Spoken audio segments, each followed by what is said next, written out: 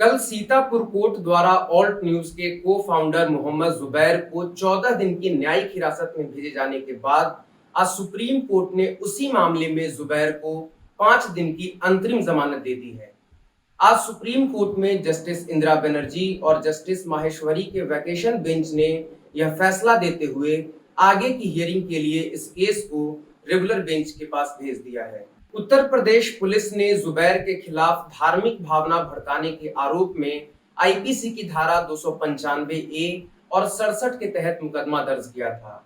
जुबैर ने यति नरसिंहानंद, बजरंग मुनि और स्वामी आनंद स्वरूप के खिलाफ हेट मॉन्गर शब्द का इस्तेमाल किया था, जिसे सीतापुर पुलिस ने धार्मिक भावनाओं को भड़काने वाला ट्वीट मानते हुए उन पर मुकदमा दर्ज किया था। जुबैर ने इस एफआईआर को क्वैश कराने के लिए इलाहाबाद हाई कोर्ट में भी याचिका दायर की थी, जिसे खारिज कर दिया गया था।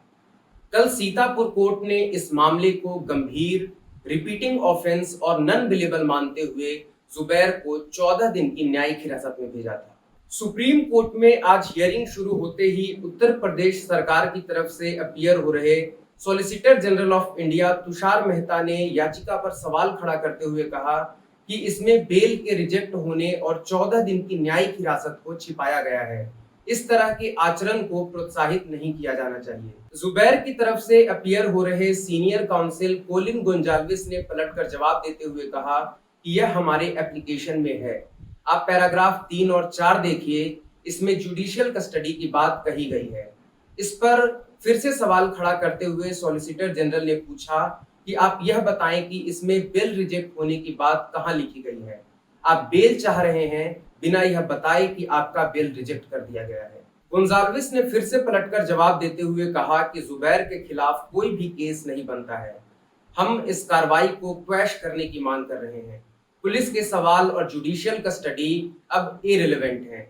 हमने यह एडमिट किया है कि यह ट्वीट हमारा है।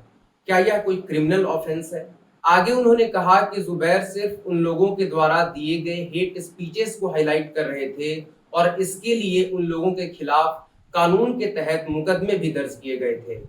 वे अब बेल पर बाहर हैं, लेकिन मैं एक सेकुलर ट्वीटर होने के बावजूद गिरफ्तार किया गया।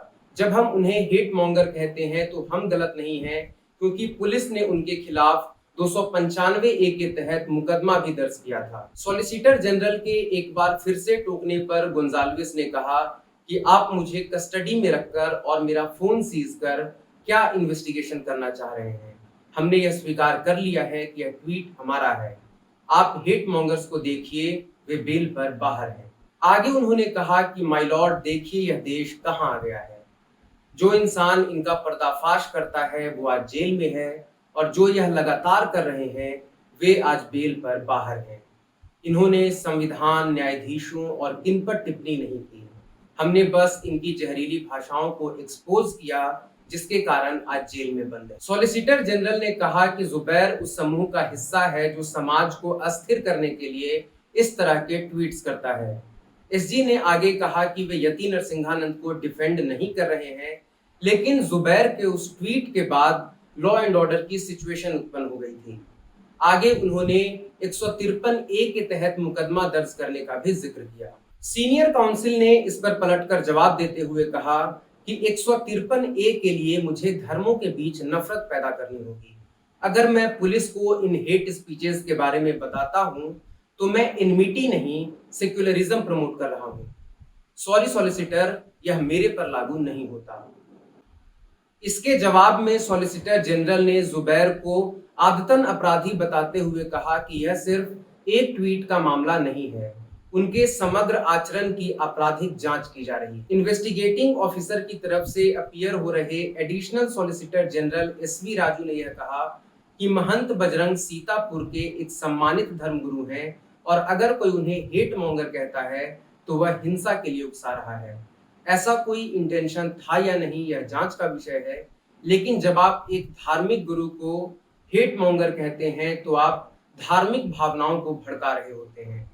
एसजी ने आगे कहा कि अगर जुबैर का इंटेंशन हार्मोनी प्रमोट करने का था तो उन्हें ट्वीट करने की बजाय उत्तर प्रदेश पुलिस को पत्र लिखना चाहिए था। आगे एसजी ने कोर्ट से कहा कि अगर जुबैर को बेल मिलती है और रिमांड को रिजेक्ट किया जाता है तो वह बंगलुरु में एविडेंस को डिस्ट्रॉय भी कर सकते हैं।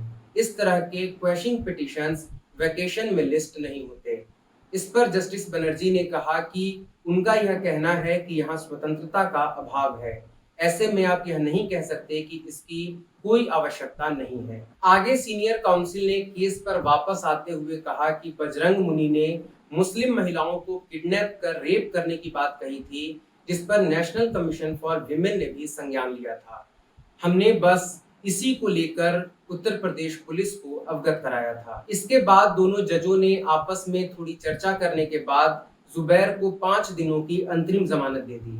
साथ ही बेंच ने इस मामले को नियमित बेंच के समक्ष पेश करने की भी बात कही।